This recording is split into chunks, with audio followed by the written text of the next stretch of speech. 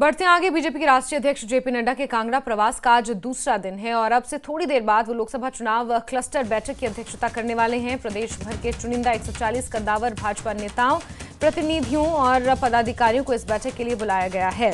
Party के विधायक भी इस बैठक में शामिल होंगे। इस बैठक में लोकसभा चुनावों के प्रभारी श्रीकांत शर्मा, सह प्रभारी संजय टंडन, प्रभारी अविनाश राय खन्ना, संगठन महामंत्री सिद्धार्थन, केंद्रीय मंत्री अनुराग ठाकुर, भाजपा प्रदेश अध्यक्ष डॉक्टर राजरी बिंदल, नेता विपक्ष जयराम ठाकुर के साथ साथ सांसद सुरेश कश्यप, कांगड़ा से सांसद किशन कपूर भी शामिल होंगे। तो बड़ी खबर आपको बता दें, जहां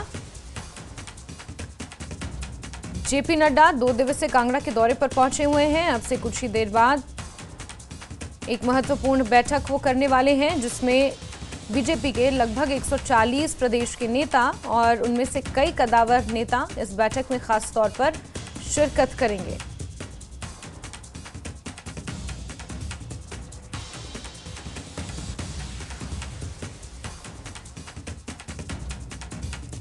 सीधे रुक करते कांगड़ा का। विचित्र इसी खबर पर हमारे साथ जुड़ गए हैं।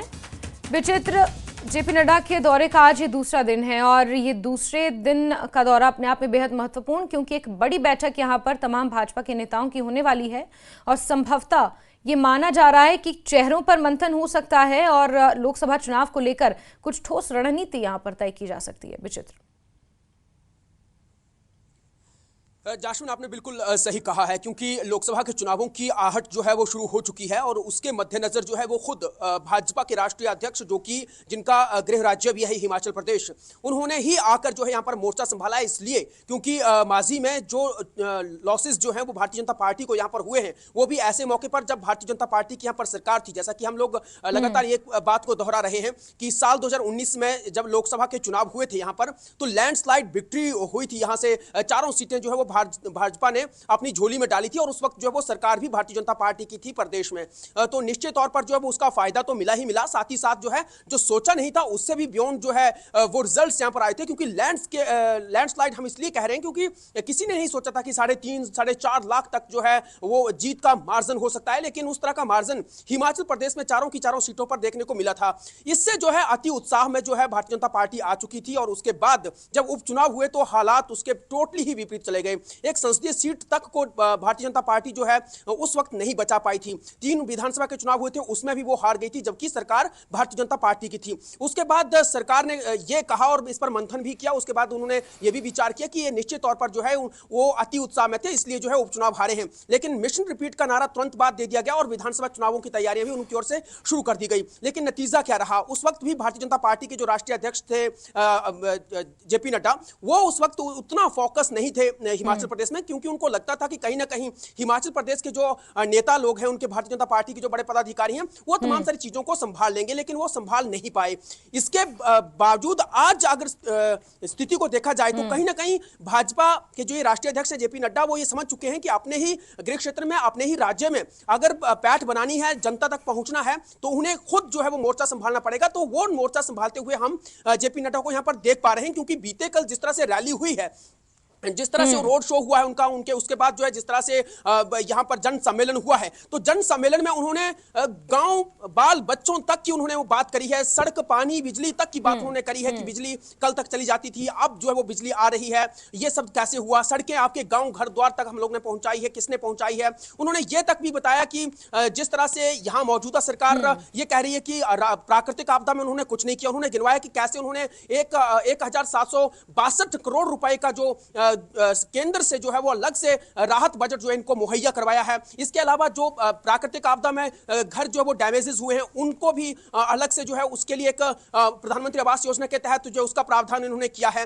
तो मतलब हम ये कह सकते हैं ग्रास रूट की बातें जो है वो जेपी नड्डा ने की हैं, जो कि इससे पहले वो कभी करते हुए नजर नहीं आते थे। निश्चित तौर पर उनको ये मालूमात हो चुकी है कि यहाँ पर अगर लोकसभा के चुनावों में रिवाइव करना है लोकसभा, हालांकि ये लोग उत्साह में हैं, ये लोग जानते हैं कि इस बार जो है कहीं ना कहीं जो है रुझान इस बार फिर से जो है पूरे देश भर में जो है वो भारतीय जनता पार्टी के पक्ष में है। विचित्र, क्या हम ये कह सकते हैं कि विधानसभा चुनाव से जो कांगड़ा में सबक लिया है, 15 विधानसभा की सीटें हैं और एक महत्वपूर्ण लोकसभा की सीट है कांगड़ा और सबसे बड़ा जनपद भी है, विधानसभा चुनाव के दौरान से जो सीख ली है भाजपा ने और अब इस जनपद में पार्टी को बुलाने का काम जोरों शोरों पर किया जा रहा है। बड़ी बात यह कि जो दुखती रग है कांग्रेस की, सुधीर शर्मा, इस वक्त अगर सिर्फ फोकस धर्मशाला या कांगड़ा के नेताओं का किया जाए, और क्योंकि कांगड़ा से हमीरपुर की भी कुछ हद तक सीमा लगती है, तो सुजानपुर में राजेंद्र राणा की जिस तरह से नाराजगी है या सुधीर शर्मा की जिस तरह से नाराजगी है, ये कांग्रेस की दुखती रग है। बीजेपी ने इसको पकड़ लिया है और समय से पहले ही ये कोशिशें यहां पर शुरू कर दी हैं कि कहीं ना कहीं लोकसभा चुनाव के लिए अपनी पैठ बनाई जाए। जाशमीन, निश्चित तौर पर तमाम चीजें रहती हैं राजनीति में, तो हर चीज जो है वो बड़ा महीनता के साथ उस पर जो है वो मंथन होता है, तमाम सारी चीजें पकड़ी जाती हैं, जोड़ तोड़ यहाँ पर होता है। सियासत इसी का नाम होता है कि कब किसको कहा यह भी जाता है सियासत में कि ना तो कोई ज्यादा लंबा टाइम तक जो है वो राजनीति में कोई बड़ा शत्रु होता है और ना ही कोई जो है अपना दोस्त होता है, ना तो दोस्त है ना तो दुश्मन है। कभी भी कोई भी किसी के पक्ष में जो है वो आपको चुनाव प्रचार करता हुआ, चुनाव लड़ता हुआ जो वो नजर आ सकता है। तो भारतीय जनता पार्टी इस वक्त भी हर स्थिति को जो है वो भांप रही है, इसीलिए आज गहन मंथन हो रहा है, गुप्त बैठक हो रही है, जिसको हम लोकसभा क्लस्टर बैठक बता रहे हैं। हालांकि इसका पहले जो स्थान था वो सर्किट हाउस था धर्मशाला में, लेकिन अब धर्मशाला से बदलकर सीधे कांगड़ा सदर के गग्गल में कर दिया गया है, और वो भी एक ऐसी जगह पर जिसका जो उतना कोई नामी जगह नहीं है। तो वहां पर जाकर जो ये बैठक हो रही है, प्रदेश भर के 140 बड़े पदाधिकारियों को, नेताओं को यहां पर बुलाया गया है। लोकसभा के जो चाहे वो प्रदेश के प्रभारी अविनाश राय खन्ना की बात हो, चाहे वो प्रदेश अध्यक्ष डॉक्टर अजीत बिंदल हो, नेता प्रतिपक्ष जयराम ठाकुर हो, या फिर जितने प्रदेश के भारतीय जनता पार्टी के महामंत्री हैं, त्रिलोक जम्वाल हैं, राकेश जम्वाल हैं, त्रिलोक कपूर हैं, या फिर संजय टंडन। बिल्कुल विचित्र, जिस तरह से बारिश और बर्फबारी के बाद पारा लगातार गिरता जा रहा है, लेकिन राजनीतिक पारा जेपी नड्डा के दौरे से जरूर यहां पर चढ़ा हुआ है। आप नजर बना के रखें इस बैठक पर। बहुत शुक्रिया हमारे साथ जुड़ने के लिए।